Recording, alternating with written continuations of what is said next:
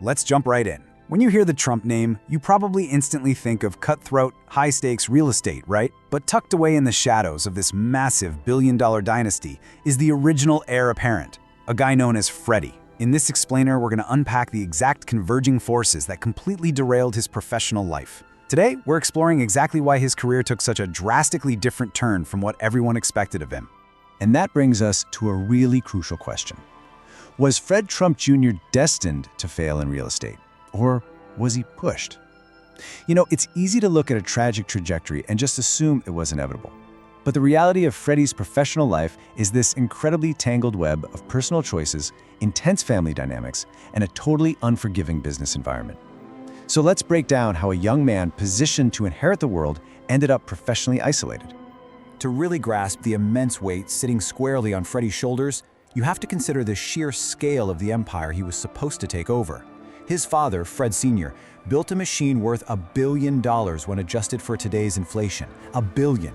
He did this by brilliantly capitalizing on government subsidies during the Great Depression and huge military housing contracts during World War II. Fred Sr. wasn't just a successful businessman, he was a domineering titan who demanded absolute perfection and grit. And as the eldest son, 8 years older than his brother Donald, Freddy was expected to just step right into those very, very large shoes.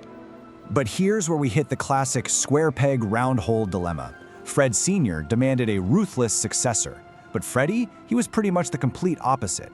Accounts describe him as an affable, handsome young man with a sort of nervous energy, completely lacking any of that upper-class snobbery or predatory business DNA. Now, his dad was known to scold his kids for their failings and constantly withhold praise. I mean, he even mocked his own brother for being an MIT professor just because it didn't pay enough. So you can imagine the intense friction here. A father who valued nothing but relentless financial success, and a son who, despite having access to literally everything, just didn't possess that aggressive instinct. Now, real quick, before we map out his professional collapse, we definitely need a quick reality check on our sources.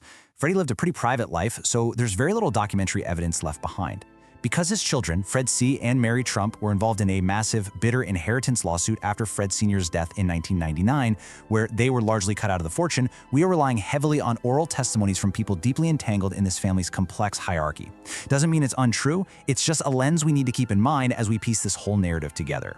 So early on, Freddy actually tried really hard to forge his own professional path, far, far away from his father's shadow. He applied to the Wharton School of Business, got rejected, and ended up at Lehigh University. And instead of leaning into his immense wealth, he kind of rejected the traditional high society fraternities. He actually opted to join Sigma Alpha Mu, which had a diverse, largely Jewish demographic. And he even handled their bookkeeping. He loved fishing, he loved flying small planes, and notably, during these college years, friends said he showed absolutely no signs of a heavy drinking problem. Basically, he was just an energetic kid trying to find his own identity outside that massive family legacy. But, finding that identity came at a steep psychological cost.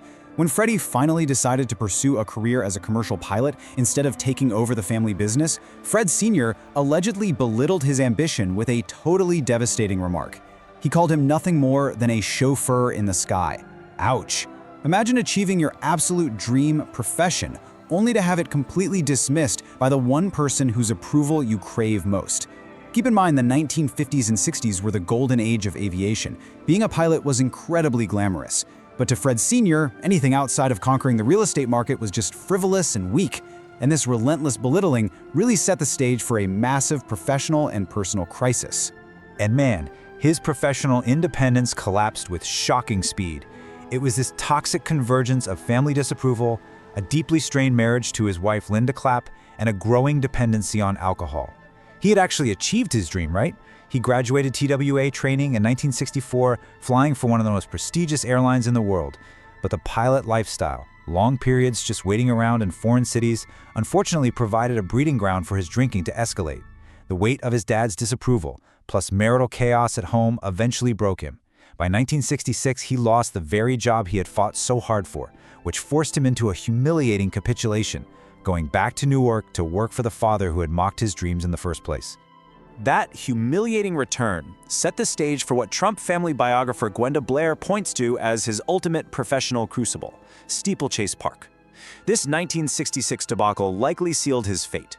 Fred Sr. bought this rundown Coney Island amusement park for $2.3 million, planning to build these massive high-rise apartments, and he put Freddy in charge of the whole thing. Things kicked off with a highly publicized demolition party, but the local residents fiercely resisted the development and completely blocked the project. The reality is, the project failed because of local politics, but Freddy's existing vulnerabilities, specifically his worsening drinking and his lack of that ruthless business acumen we talked about, made him an incredibly easy target. He was unfairly scapegoated for the failure of the entire multi-million-dollar enterprise. And Freddy's professional collapse didn't just happen in a vacuum. It actually directly paved the way for someone else's rise. Donald Trump, who was 8 years younger, said in a 1990 interview that he subconsciously watched his moves. That is a fascinating admission. It perfectly encapsulates this survival of the fittest sibling dynamic. Donald was watching every single misstep. He saw how their father treated failure. He saw the exact mistakes his older brother made, trying to leave the business, showing vulnerability, failing to push back against local resistance, and he used it as a literal blueprint for what to avoid. So while Freddy's standing diminished, Donald eagerly stepped into the void, totally willing to embrace that ruthless competitiveness their father demanded. By the late 1970s, the diverging paths of the two brothers were just stark. Those converging forces had completely isolated Freddy, essentially demoting him to a rent collector and a handyman. He was living in one of his father's Queens apartment buildings, keeping a few chickens out back, and struggling with really severe alcoholism. Meanwhile, his younger brother Donald was conquering the notoriously brutal Manhattan real estate market, building the Grand Hyatt, and being feted by the New York Times as the only child displaying an interest in the business. Now, Freddy wasn't entirely cut off from the family. He was actually Donald's best man in 1977, but professionally, he had been entirely supplanted. Sadly, that professional isolation directly mirrored his deeply tragic personal decline. By 1980, even though he was only in his early 40s, his physical health was severely failing. His son, Fred C., recalled visiting him and just seeing him pale, lacking energy, and really only capable of doing sporadic maintenance chores around the properties. He was almost entirely isolated from the wider family, sometimes even sleeping on what looked like an army cot in his parents' attic. There was one desperate attempt at rehab, but Freddy checked himself out after just a single day. The culmination of this years-long downward spiral happened in September 1981 when he suffered a massive heart attack, officially linked to his chronic alcoholism, and died. He was just 42 years old. So as we wrap up this explainer, we're left with a profoundly complex reality. Was Freddy crushed by the impossible expectations of a domineering father and a totally cutthroat business environment? Or, despite his immense privilege, was he ultimately his own worst enemy, unable to conquer the addiction that derailed his true passion for flying? The truth probably lies somewhere in the messy intersection of both. It's a really sobering reminder of how the relentless pursuit of legacy can sometimes destroy the very people meant to carry it. So what do you think is the ultimate cost of a business dynasty? Thanks so much for joining me to explore this fascinating and tragic story.